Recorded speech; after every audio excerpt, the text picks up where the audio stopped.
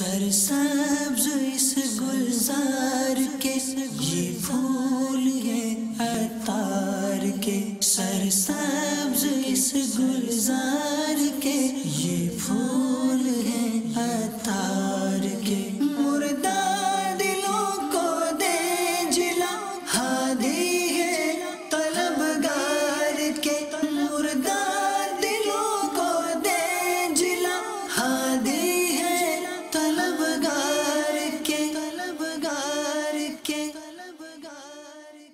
الحمدللہ رب العالمین والصلاة والسلام علی سید المرسلین، اما بعد فاعوذ باللہ من الشیطان الرجیم، بسم اللہ الرحمن الرحیم، الصلاة والسلام علیک یا رسول اللہ، وعلی آلک واصحابک یا حبیب اللہ، صلاۃ والسلام علیک یا نبی اللہ، وعلی آلک واصحابک یا نور اللہ۔ فرمان مصطفیٰ صلی اللہ تعالی علیہ وآلہ وسلم، جو مجھ پر ایک دن میں 50 بار درود پاک پڑھے، قیامت کے روز میں اس سے مصافحہ کروں، یعنی ہاتھ ملاؤں گا۔ صلو علی الحبیب صلی اللہ تعالی علی محمد۔ عطیات اور اس کے علاوہ بھی لوگ بعض اوقات جان پر پڑ جاتے ہیں۔ مثال کے طور پر ایک آدمی ملنے کو ایک پیچھے پڑا ہوا گیا، ملنا ہے، اب نہیں ملنا میرے کو سے، تو کیا ایسی صورت میں جھوٹ بول کے جان چھڑوا لی جائے؟ جھوٹ تو نہیں بول سکتے، صراحتاً معذرت کر لے ہو جائے۔ اسی طرح کسی نے سوال کیا، عطیات کے لیے فنڈ مانگا، چندہ، تو اس کو دینا واجب تھوڑی ہو گیا کہ اس کو دے ہی دے، نہیں دیتا یا دل نہیں کرتا اس کو دینے کا تو معذرت کر لے، مگر جھوٹ نہ بولے۔ لیکن جو اگلا بندہ ہوتا ہے اس کو ہم نے دینا نہیں، تو اس کا کوئی مدنی پھول شرح صدر نہیں ہو رہا، اپنا سینہ کھل نہیں رہا اس کا، مطمئن نہیں ہے ہم۔ اس میں اب یہی ہے کہ وہ دو ٹوک بات کرنی پڑے گی کہ ثواب نیت پر ملتا ہے، اور آپ کو دینے کی میری نیت بن نہیں رہی۔ اگر نیت بن گئی میری تو انشاءاللہ میں آپ کو تلاش کر لوں گا، اگر آپ کو اس کو جانتے ہو نا جیسے، تو میں تلاش کر کے دوں گا۔ اب میں نیت نہیں میں دوں گا، مجھے ثواب تو ملے گا نہیں۔ اس طرح کے جملے بھی بولے جا سکتے ہیں، تو یہ جھوٹ تو نہیں ہوا، جبکہ نیت بن ہی نہیں رہی، آپ خود فرما رہے۔ اب اس کو بولیں گے کہ مجھے خطرہ ہے کہ تم کھا جاؤ گے، تو ظاہر ہے وہ بہت برا ہوگا، اور یہ ایک تہمت کی صورت بنے گی۔ بدگمانی بھی نہیں کرنی چاہیے مسلمان پر، وہ نیت نہیں بن رہی میری، یہ بھی ہمت چاہیے اس کے بولنے کے لیے۔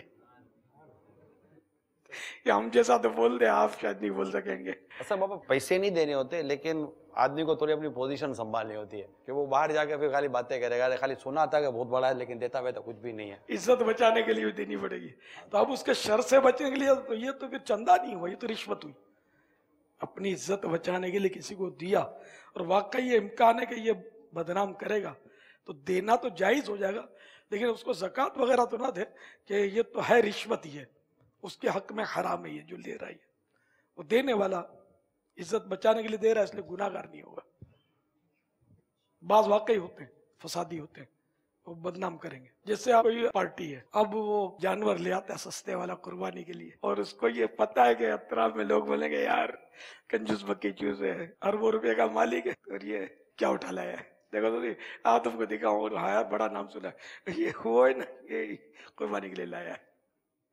تو اب اس طرح لوگوں کی زبان روکنے کے لیے، لوگوں کو گناہوں سے بچانے کے لیے، قربانی تو ہو ہی جائے گی جو آپ لے آ رہے ہیں۔ جب قربانی کے شرائط پر وہ پوری اترتی ہے، مگر وہ اس میں مطلب ہے کہ وہ نقش و نگار نہیں ہے اس جانور میں، وہ تھوڑا تگڑا نہیں ہے، تو اب لوگوں کے طعنوں سے بچنے کے لیے اور لوگوں کو گناہوں سے بچانے کے لیے کہ وہ جو کہہ رہے ہیں یہ گناہ گار ہو رہے ہیں، جو آپ کی غیبت کر رہے ہیں، برائی کر رہے ہیں، اس کے لیے اگر بڑا جانور لیا تو اب یہ ریاکاری نہیں ہے، بلکہ یہ اپنی عزت بچانا اور دوسروں کو گناہوں سے محفوظ رکھنا۔ تو یہ اس طرح کرنا جائز ہے کہ بھلے تگڑا جانور لیں، रिया तो जब है कि आप अपने नफ्स की खातिर उसके दिल में मकाम बनाना चाहें, इस सूरत में रिया होगा, वाह वाह हो आपकी। यहाँ वाह वाह मुराद नहीं है, इज्जत बचाना है। इसी तरह हज पे जा रहे हैं, अब रिश्तेदारों को नहीं बोलेंगे तो ये बुरा भला बोलेंगे, वो बताना पड़ेगा, कोई हरज नहीं बताने में। इन्नमल अअमालु बिन्नियात, अमाल का दारो मदार नियतों पर है कि वाकई रिश्तेदार नाराज हो जाएंगे, चुपचाप आप चले जाएंगे तो हज पे, यार मुझे बताया तक नहीं, मुझे भी नहीं बताया, तुमको नहीं, हाँ भाई बड़ा मगरूर हो गया, पैसे आ गए ना, अपने को गरीब है, कसूर यही अपना, तो अपने को घास ही नहीं डालता। तो कितने सारे गुनाहों के दरवाजे खुल जाएंगे, तो आपके बताने में ही आफियत है।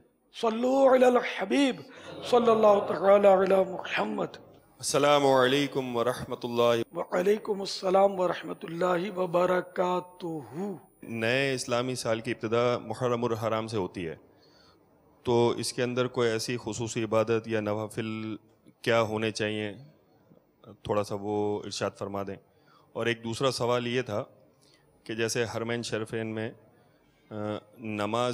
नमाजी जो होते हैं उनसे बच के गुजरना ऐसे लगता है कि बहुत मुश्किल है, नहीं हो पाता है, तो उसके बारे में क्या हुक्म है, क्या इरशाद फरमाएंगे? दो सवाल है आपके।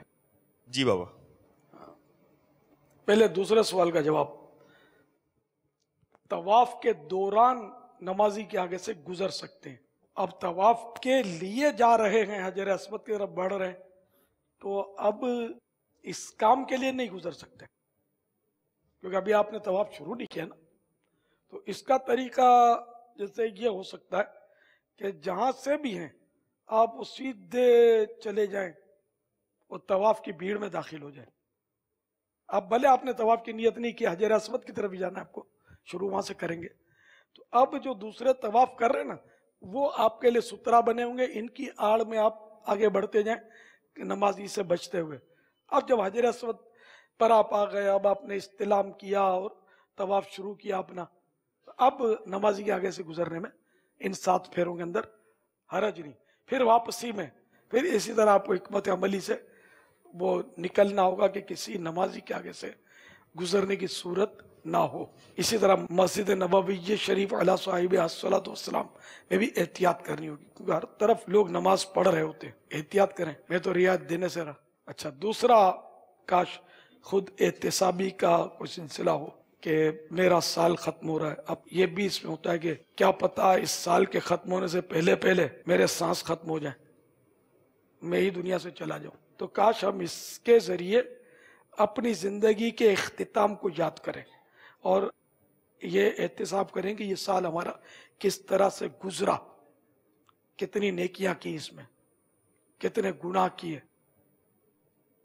तो गुनाहों पर फिर तौबा करे, आइंदा गुनाह ना करने का अहद करे और इस तरह नए साल का आगाज करे। और मुहर्रमुल हराम तो वैसे भी यहाँ वो हलाल हराम वाला हराम नहीं है, बल्कि हुर्मत वाला, इज्जत वाला, अजमत वाला ये महीना है। 4 महीने कुरान करीम में मतलब वो हुर्मत वाले बयान किए गए, उनमें से एक मुहर्रम भी है। तो इसके रोज़ों की बड़ी फजीलत है, तो रोज़े रखे जाएं इसमें और इबादत बढ़ा दी जाए। मदनी पंचसूरा मकतबतुल मदीना का, इसमें लिखा है, हज़रत सैयदना अबू हुरैरा रज़ियल्लाहु तआला अन्हु से रिवायत है, हुज़ूर अकरम नूर मुजस्सम शाह बनी आदम रसूल मुहतशम शाफ़िए उम्मम सल्लल्लाहु तआला अलैहि वसल्लम फरमाते हैं, रमज़ान के बाद मुहर्रम का रोज़ा अफजल है और फ़र्ज के बाद अफजल नमाज सलातुल लैल यानी रात के नवाफिल है। तबीबों के तबीब अल्लाह के हबीब सल्लल्लाहु तआला अलैहि वसल्लम का फरमान रहमत निशान है, मुहर्रम के हर दिन का रोज़ा 1 महीने के रोज़ों के बराबर है। सल्लु अलल हबीब सल्लल्लाहु तआला अला मुहम्मद। हज़रत सैयदना बुहैम इजली अलैहि रहमतुल्लाहिल वली बुजुर्ग हुए, तो इनको हज पे जाना था। मैं बहुत मुख्तसर करके अर्ज करूँगा, ईमान अफरोज वाक़या। इन्होंने अपने दोस्त से कहा कि मुझे कोई रफ़ीक का इंतज़ाम कर दो, साथी का, ताकि वो मेरे हज में मेरा साथ रहे। तो उन्होंने अपने एक पड़ोसी को तैयार किया, तो वो जानते थे, उन्होंने कहा कि आप जिनके साथ मुझे हज के लिए भेज रहे हैं तो रोते बहुत हैं, तो इनके साथ कैसे मेरा गुजारा होगा। तो उन्होंने मजीद इनफरादी कोशिश की कि वो नेक आदमी है, तुमको नफ़ा होगा। खैर ये तैयार हो गए।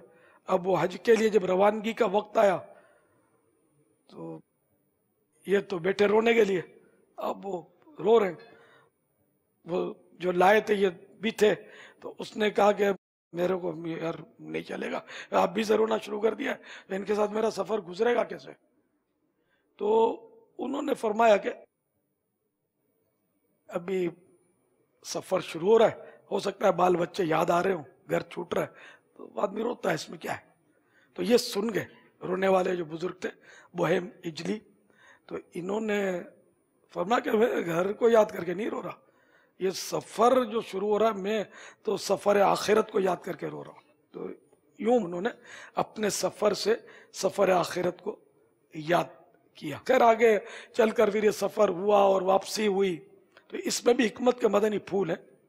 तो ये जिन्होंने भेजा था वो मिलने आए, उनसे जिनको भेजा था तो उन्होंने बताया कि मुझे आपने बहुत अच्छे रफीक के साथ भेजा था, और माशाअल्लाह ये रोते तो बहुत थे, शुरू शुरू में तो हमको थोड़ी वहशत होती थी, लेकिन इसके बाद हमको भी रोना आ गया, फिर हम भी रोते थे, और रोने का लुत्फ हमने भी खूब उठाया कि अल्लाह की याद में, उसके महबूब के इश्क में रोना ही बहुत बहुत बड़ी सादत है।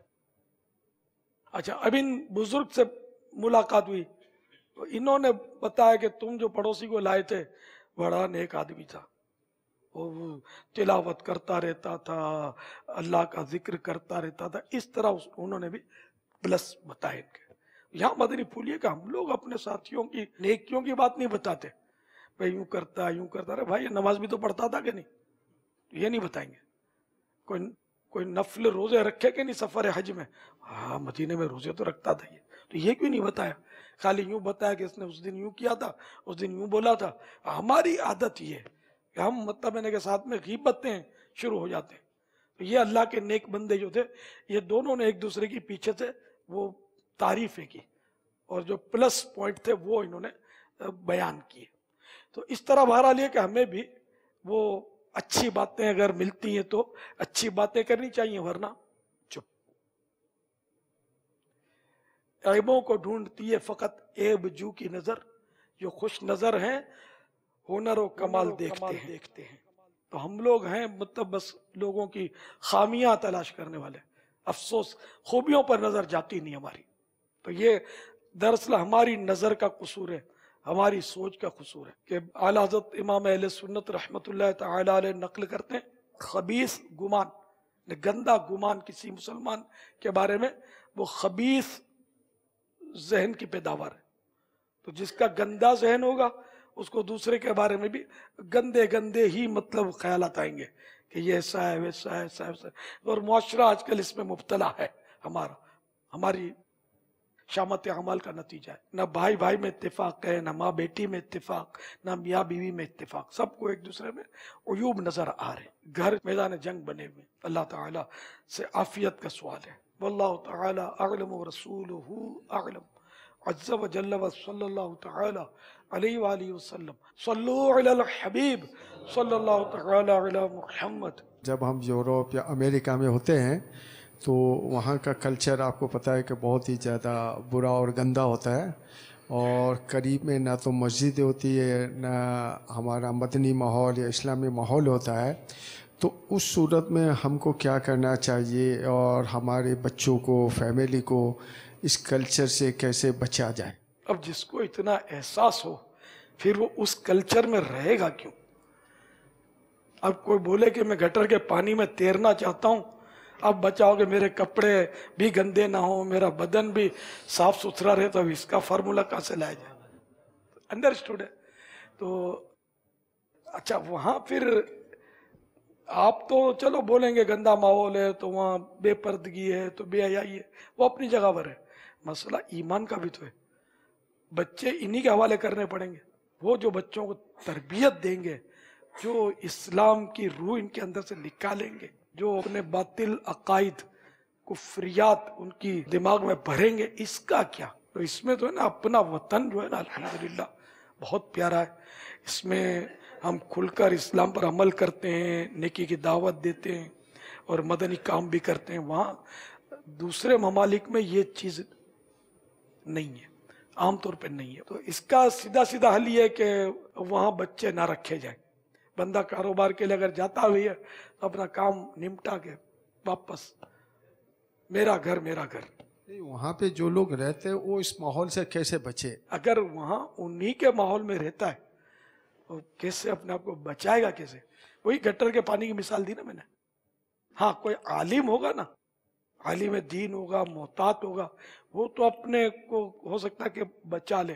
عام آدمی جس کو کچھ مسائل پتہ بھی نہیں ہوتے, دین کی معلومات ہے نہیں, نہ وہاں کوئی ذریعہ ہے, وہاں کوئی مسئلہ اگر درپیش بھی آئے اور جا کے پوچھے کس کو کہ جو رہنمائی ملے. تو اس لیے پھر وہاں رہنا تو رسک ہے, ہر ایک کے لیے رسک ہے.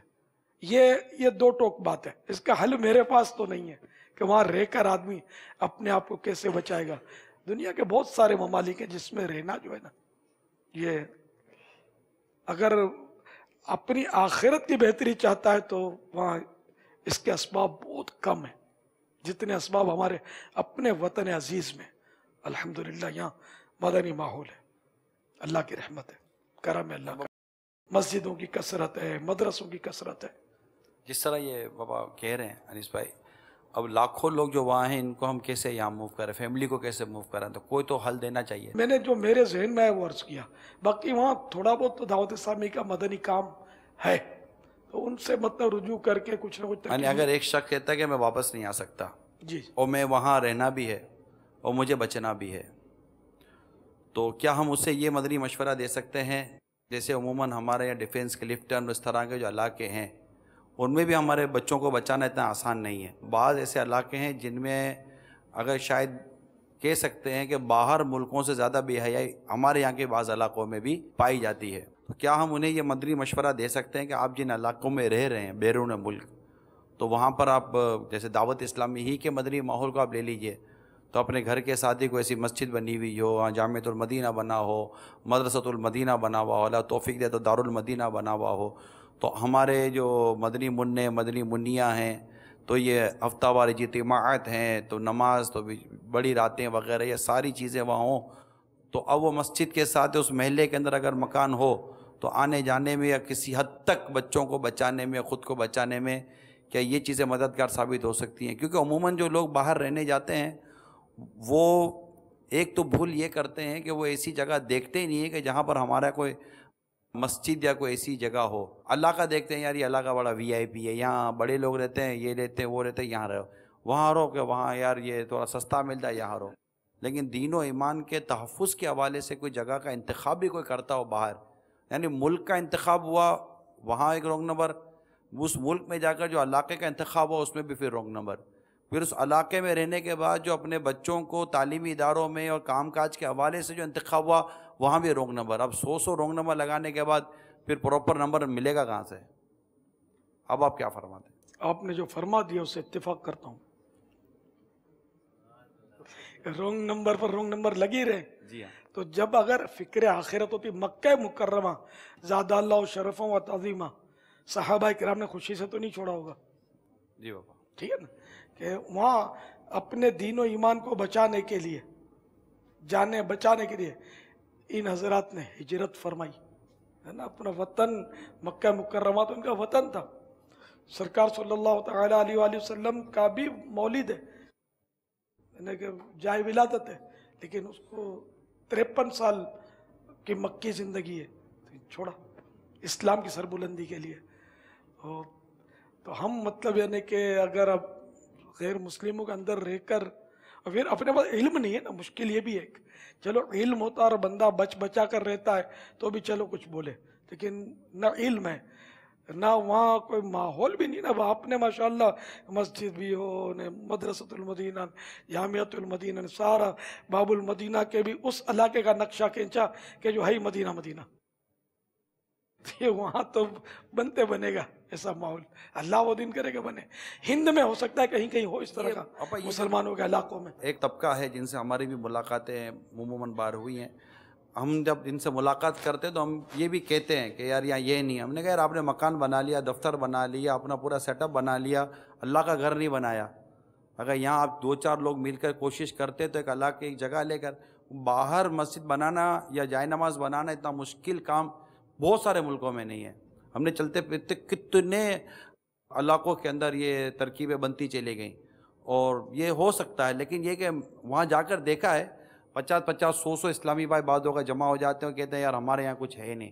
تو ہوگا تو مطلب کوئی ادھر تھوڑی کہ اپنے کو ادھر باب المدینہ میں ایک چیز پڑی ہوئی ہے اور مطلب کہ اس کو لیا اور لگیج کرایا, وہاں جا کر دے کر آ گیا یورپ کے اندر, یہ لو میں باب المدینہ سے لایا ہوں ذرا رکھ دو. یہ وہاں بنانا پڑے گا, وہاں کچھ کوششیں کرنی پڑے گی. یہاں بھی سب مل جل کر کرتے ہیں تو کچھ نہ کچھ چیز بنی جاتی ہے.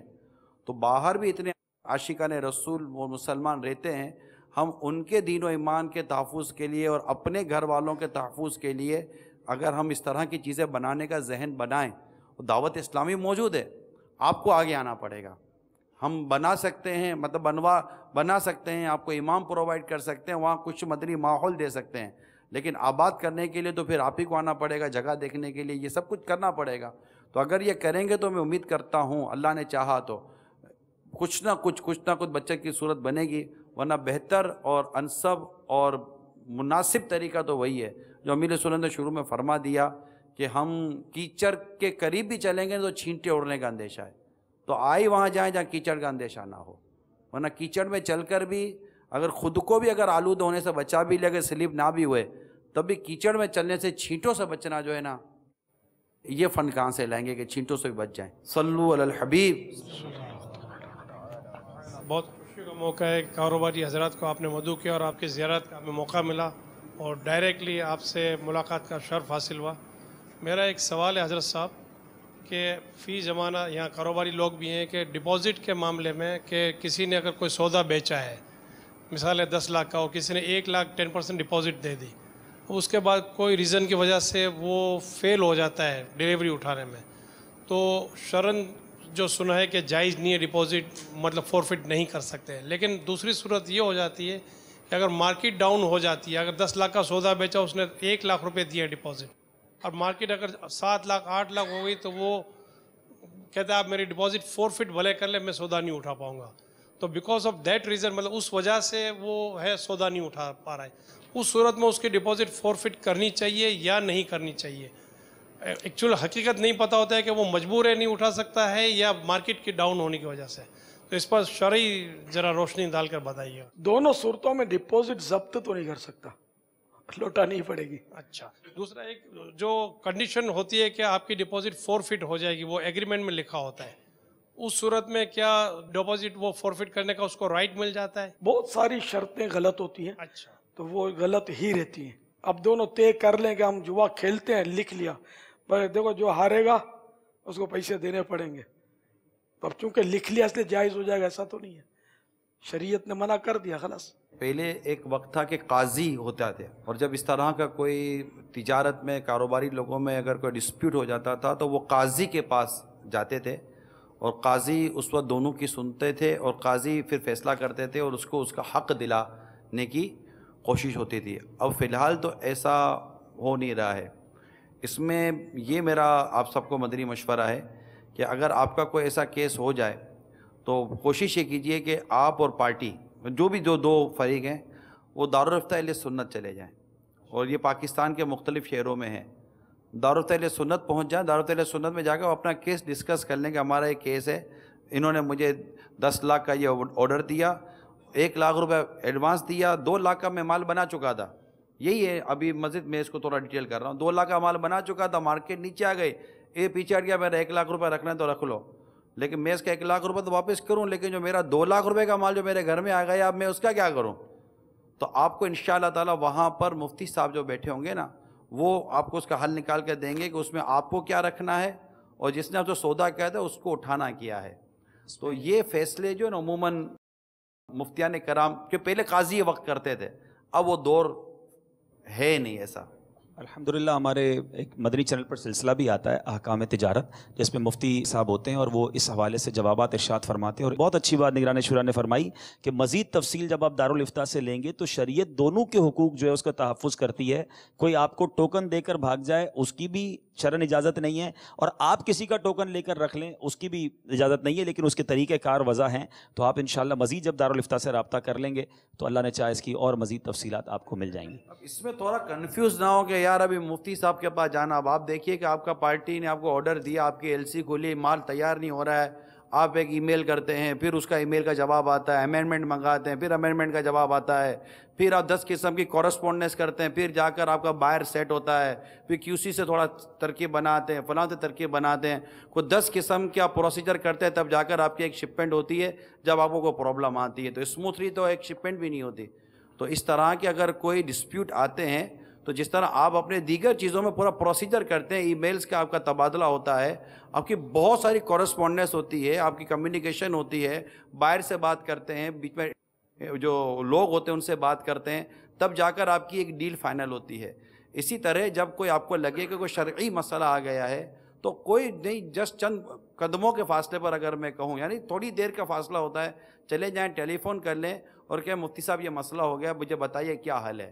یعنی مرنے سے پہلے پتہ چل جائے کہ ہم نے پیمنٹ واپس کرنی ہے، مرنے کے بعد پتہ چلا نا کہ ہم کو پیمنٹ واپس کرنی تھی تو پھر بچے بھی واپس نہیں کریں گے، اگر خواب میں آ کر ہم نے بول بھی دیا تو بچے بھی بولیں گے نہیں ابا جان خواب میں آ کر، خواب حجت نہیں ہے لیکن میں صرف آپ کو خوشطبعی کے طور پہ کہہ رہا ہوں، پھر پیمنٹ کون واپس کرے گا؟ تو جس کا حق ہے نا وہ مرنے سے پہلے ہم کو دے ہی دینا، یہی ہمارے حق میں بہتر ہے۔ واللہ تعالی اعلم ورسولہ اعلم عز وجل وصلی اللہ تعالی علیہ وآلہ وسلم۔ صلو علی الحبیب صلی اللہ تعالی علیہ۔ ایک پرچی بابا کسی نے بھی بھیجی ہے، اگر کوئی تاجر علم دین سیکھنے کا شوق رکھتا ہے تو وہ اپنی مصروفیت کو ملحوظ رکھتے ہوئے کیسے علم دین سیکھے؟ چند خاص کتابیں اور مدنی مشورہ عنایت کر دیں، شکریہ۔ ویسے علم دین حاصل کرنے کے لیے تو وقت نکالنا چاہیے، مصروفیت ٹھیک ہے، دنیاوی مصروفیات تو ہر ایک کو ہوتی ہے، وقت نکالا جائے۔ اور اس میں اپنے باب المدینہ والوں کے لیے تو اور بھی آسانی ہے، دعوت اسلامی نے اس کام کو اور سہل کر دیا۔ جہاں جہاں دعوت اسلامی کے سنتوں پر اجتماع ہوتے ہیں ان میں شرکت اگر ہو جائے کرے جمعرات کو تو اس سے بھی علم دین حاصل ہوگا۔ پھر ہفتے کو مدنی مذاکرہ، باب المدینہ والے تو فیضان مدینہ میں اگر تشریف لائیں تو ایک مدنی ماحول ملے گا اور اس سے یکسوئی بھی ملے گی۔ گھر پہ ورنہ مدنی چینل پر دیکھیں، مگر مدنی چینل پر ظاہر ہے کہ وہ یکسوئی نہیں ملتی، کبھی بچہ آگے لپٹ جائے گا، کبھی بچوں کی امی آواز دے گی، آپس میں گفتگو ہو رہی ہے تو کبھی ایرر آ رہے ہیں اسکرین پہ، تو کبھی نو سگنل کا بورڈ چڑھ جاتا ہے، طرح طرح کی رکاوٹیں آتی ہیں، اور بجلی بھی ہمارے فیل ہو جاتی ہے۔ تو خیر، تو اس طرح اگر آپ ریگولر اجتماعات میں اور مدنی مذاکرات میں شرکت فرمائیں گے، علم دین آپ کو حاصل ہوگا انشاءاللہ عز و جل۔ مدنی قافلوں میں سفر فرمائیں گے ہر مہینے کم از کم 3 دن، تو اس طرح بھی ڈھیروں آپ کو سنتیں سیکھنے کو ملیں گی انشاءاللہ، اور باطنی اصلاح کا بھی سامان ہوگا۔ اب مزید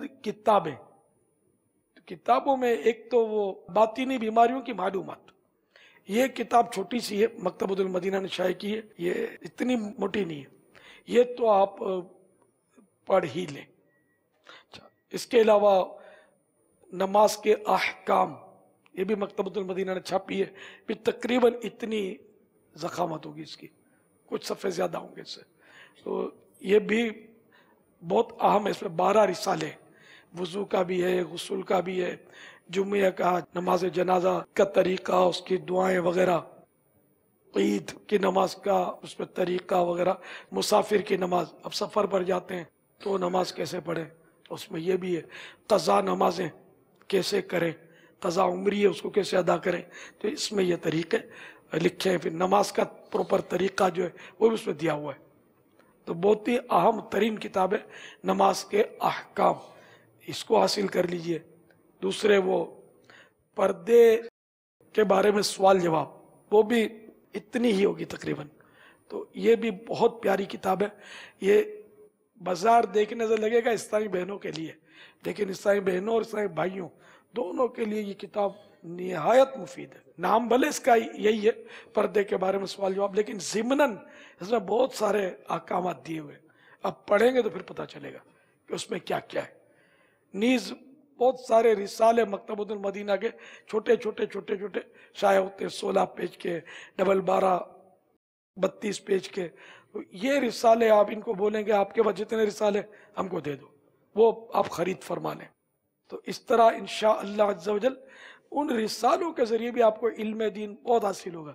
ये मैं आपको जो कोशिश कर रहा हूँ ये आसान आसान किताबें छोटी छोटी बता रहा हूँ, वरना फिर बड़ी बड़ी किताबें तो अरे वो भी पढ़नी चाहिए, लेकिन आप फिर डर जाएंगे, बोले हम इतना कर नहीं सकते। आप इनको लेकर तो आगे बढ़े। ये देखिए बातिनी बीमारियों की मालूमात 352 सफ़हात हैं, 350 सफ़े में तकरीबन। तो ये ज़रूर हासिल करें। मकतबतुल मदीना वैसे दूसरे इदारों के मुकाबले में बहुत कम दाम रखता है, तो इसका हदिया भी कम होता है। दूसरी दुकानों से किताबें महंगी होती हैं, दीनी किताबें, और दुनिया भी तो इससे भी महंगी होती है। इसका नफा नुकसान भी दावत इस्लामी का ही है, किसी का जाती नहीं है। तो अंदर स्टूडेंट को शायद अंदाजा होगा इसका। तो मकतबतुल मदीना ये अपना दावत इस्लामी का इदारा है, हमारा जाती को इसमें नफा नहीं है। अल्हम्दुलिल्लाह, वल्लाहु तआला अअलम व रसूलुहु अअलम, अज़्ज़ा व जल्ला व सल्लल्लाहु तआला अलैहि व आलिहि वसल्लम। सरसब्ज इस गुलजार के ये फूल हैं अतार के, सरसब्ज इस गुलजार